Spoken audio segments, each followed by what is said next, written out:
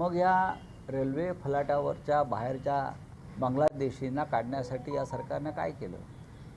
महाराष्ट्रामध्ये देवेंद्र फडणवीस हे किमान 3 वेळा मुख्यमंत्री झाले, त्याच्यापेक्षा जास्त काळ ते गृहमंत्री झाले. मग राज्याच्या गृहमंत्र्यांनी किंवा मुख्यमंत्र्यांनी हे बांगलादेशी काढण्यासाठी, बाहेर काढण्यासाठी काय कार्यवाही केली हे समजून घेणं गरजेचं आहे ना. यायचं आणि नुसतं ठोठो बोंबलायचं आणि निघून जायचं, याला काय अर्थ आहे का? सरकार हातात कशा करता असतं? याच कामासाठी असेल ना. निवडणुका आल्या की बांगलादेशी घुसखोरांचा प्रश्न निर्माण होतो. एरवी मग तुम्ही काय करता? मुंबईमध्ये आता महापौरांनी बांगलादेशी घुसखोरांचा प्रश्न हातात घेतला आहे. ते त्यांचं काम नाही, ते गृह खात्याचं काम आहे. पण असे प्रश्न निर्माण करून मूळ प्रश्नावरचं लक्ष उडवायचं हे साधारण भारतीय जनता पक्षाचं धोरण आहे. आपण आता मालेगावमध्ये आहात, परंतु इथलेच उपमहापौरांनी त्यांच्या दालनामध्ये टिपू सुलतान यांची प्रतिमा लावली होती. त्याच्यावरनं बराच गदारोळ उडाला. आता सध्या ती प्रतिमा काढली आहे, परंतु पुन्हा एकदा मी तिथे लावणार टिपू सुलतान यांची प्रतिमा, अशी त्यांची भूमिका आहे. बघा, टिपू सुलतान यांच्याविषयी भारतीय जनता पक्षानं नेमलेले राष्ट्रपती रामनाथ कोविंद यांनी कर्नाटकच्या विधानसभेत केलेलं भाषण भारतीय जनता पक्षाच्या लोकांनी ऐकायला पाहिजे. देशाच्या राष्ट्रपतींनी. त्यानंतर मुंबईसारख्या शहरामध्ये सध्याच्या महापौर भाजपचे अध्यक्ष जे आहेत मुंबईचे अमित साटम यांनी मुंबईतले रस्ते आणि उद्यानांना टिपू सुलतानाची नावं द्यावी यासाठी ठराव मंजूर केलेले आहेत. मीरा भाईंदर असेल, अकोला असेल, भाजपच्या सत्तेने केलेली कामं आहेत ती, की टिपू सुलतान एक महान स्वातंत्र्य सैनिक आणि योद्धा होता असे ठराव आहेत, बरं का. आणि अचानक त्यांना ही भूमिका जी त्याने घेतली अचानक, म्हणजे त्यांना काय अशी उपरती झाली? छत्रपती शाहू महाराजांनी सुद्धा काल टिपू सुलतानविषयी एक वक्तव्य केलेलं आहे. भारतीय जनता पक्षाला फक्त हिंदू आणि मुसलमान ही भांडण लावण्यासाठी कोणतेही कारण चालतं. टिपू सुलतान हा इंग्रजांविरुद्ध लढला.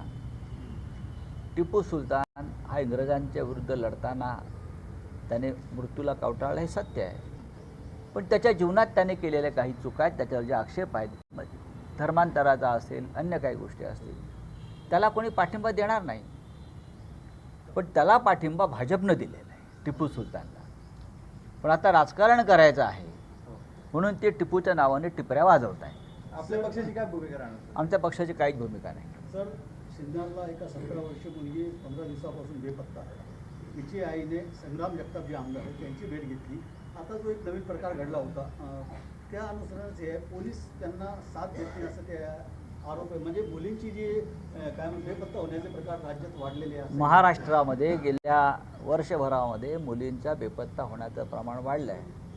आणि राज्याच्या गृहमंत्र्यांनी थोडंसं फोडाफोडीच्या राजकारणात गुंतून पडण्यापेक्षा आपल्या राज्यातील लेकी सुनांचं संरक्षण कसं करता येईल त्याकडे लक्ष दिलं पाहिजे. चला, थँक्यू. सर, बोलिए.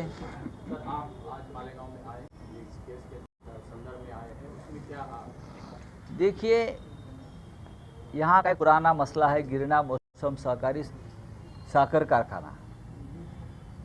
उसके लिए किसानों से पैसे वसूले और अब तक वो कारखाना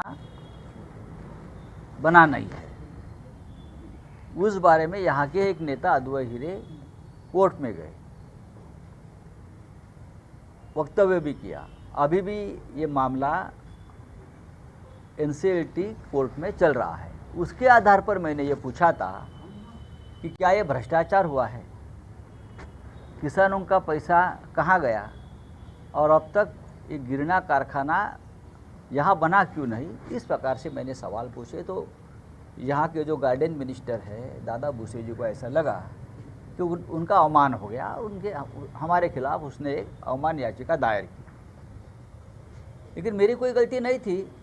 अद्वैत हीरे जी ने जो केस दायर की थी उसके आधार पर मैंने बात की और अभी भी वो केस चल रही है NCLT में. अब जिसने ये मामला उठाया था वो अद्वैत हीरे जी, वो खुद दादा भूसे के साथ बैठते हैं, बीजेपी में गए हैं और बीजेपी और शिंदे गुट की सत्ता है, तो ये मेरा कहना है कि आप अद्वैत हीरे और दादा उसे वहाँ आपस में देख लेंगे, वो चलाएंगे, सत्ता उनके पास है। अगर भ्रष्टाचार हुआ है तो देवेंद्र जी को बोलो ये भ्रष्टाचार हुआ है, आप निर्णय लीजिए, हम क्यों यहाँ झगड़ा करूँ। तो हम आप कोर्ट को बताएंगे ऐसा ऐसा मामला है, हम अगर किसी का अवमान हुआ है तो हम खेद प्रकट करेंगे और अद्वैत हीरे